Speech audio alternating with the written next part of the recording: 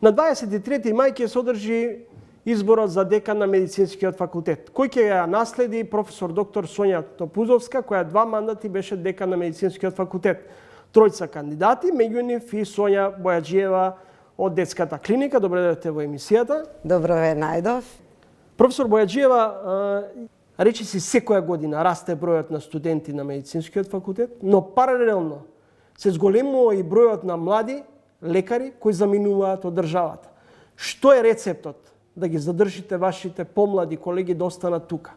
Наша должност е, обврска и одговорност пред се, да направиме подобро место за едукација на нашите студенти. Кога ќе се спомне медицински факултет, јас како го замислам, студентот треба да гледа како на дом, како на дома, да се радува да оди на факултет, да се радува да оди да слуша предавања, да научи нешто повеќе. Дали вие го делите мислењето на грото од граѓаните кои што се здравствени осигуреници дека македонското здравство е хронично болно? Дали имаме компарација, дали имаме критериуми со кои што ние ќе речеме дека сме врвни кадри кои што треба понатаму да создадеме квалитетен кадар. Значи тука може би повеќе треба да поразговараме и Европски медицински факултет би бил да се учи на странски јазик, да се курикулумот на едукација да биде европски, да можеме да привлечеме што повеќе студенти од Европа, од други делови од светот, и на тој начин и наши нека одат еден семестар, два, треба да се види какво е европското образование и каква е едукацијата таму. Меѓутоа, мислам дека треба да биде унифициран тој курикулум и да биде призната европски, да биде призната дипломата.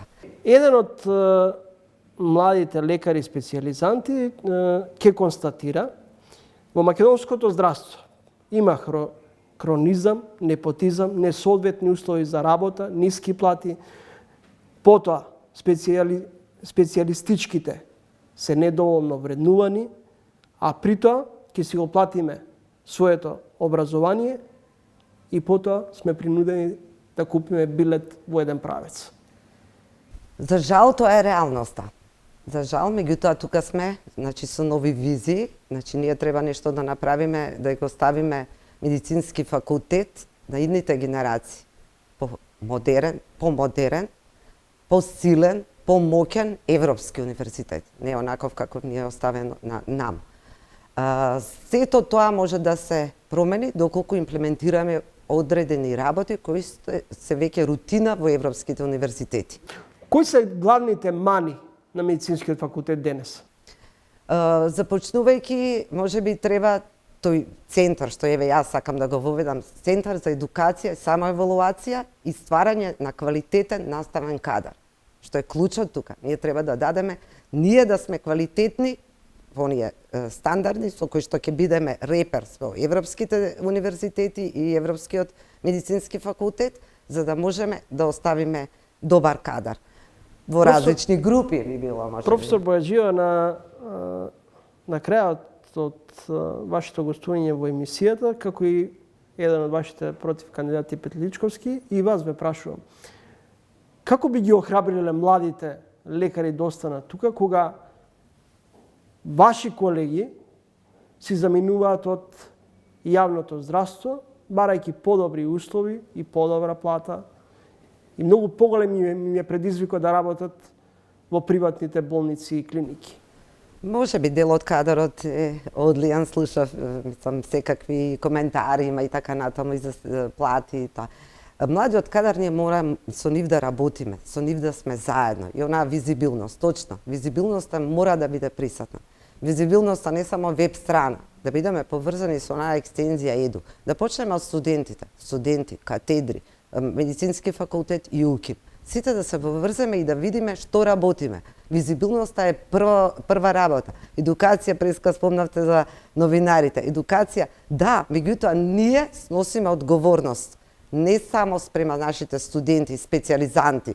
Јас многу дружам и со студентите и со специјализантите, што впрочем сите знаат дека одам и на настана и така натаму, заради тоа што треба да постои поддршка. Ако не им дадеме поддршка, како ќе останат тука? Ќе се осеќаат отфрлени. Ние мораме да ги вклучиме заедно со нас. И на тој начин ќе може да ги задржиме. Не се само платите. Ние ако им возможиме и научно-истражувачка работа, ајде да правиме тимови. Јас сум многу склона на тие тимови. Значи не само хоризонтално, јас со мојот колега да работам. Тимови вертикални. Од студент, специјализант, помлад лекар, па се до оној сениори и така натаму. Да правиме научно-истражувачко испитување. Па сите заедно да работиме. Па на тој начин видливоста ќе биде многу поголема. Па зајде да објавиме во некој часопис со импакт фактор. Уште поголем предизвик. Може би од прво нема да ни помине. Меѓутоа, ајде втора шанса, трета. Само со работа, со труд, со почит и со, како викам јас секогаш, позитивна енергија и тимска работа. Можеме тоа да го направиме. Јас катедрата нема настан да не ги поканам студентите, тоа го знаат. И претходно, и пред да бидам раководител, секогаш сум дружел. Од години назад. Значи, сме правеле заедно студентски конгреси, поддршка секогаш сум била. Дал со труд, дал со работилница, дал само да бидам таму, што се вика да ги охрабриме.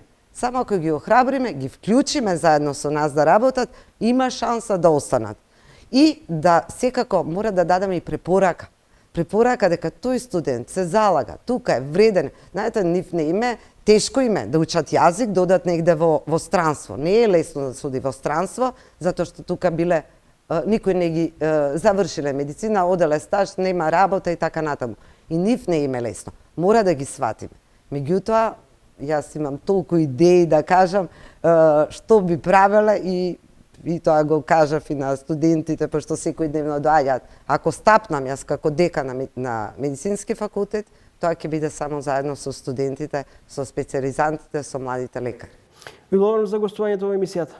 Благодарам и јас, навистина направивте голема чест на сите нас кандидати и денот кога ќе биде изборот, дека биде свечен ден. Почитувани, че тоа беше професор доктор Сонја Бојаджиева. Во минато неделното издание на Тренинг гостуваше професор доктор Александар Петличковски, на кој разговаравме и се слушнавме со доцент доктор Светозар Антовиќ, кој поради обврски не беше во можност да дојде и рече во првата слободна прилика со задоволство ќе гостува во ТВ магазинот Тренинг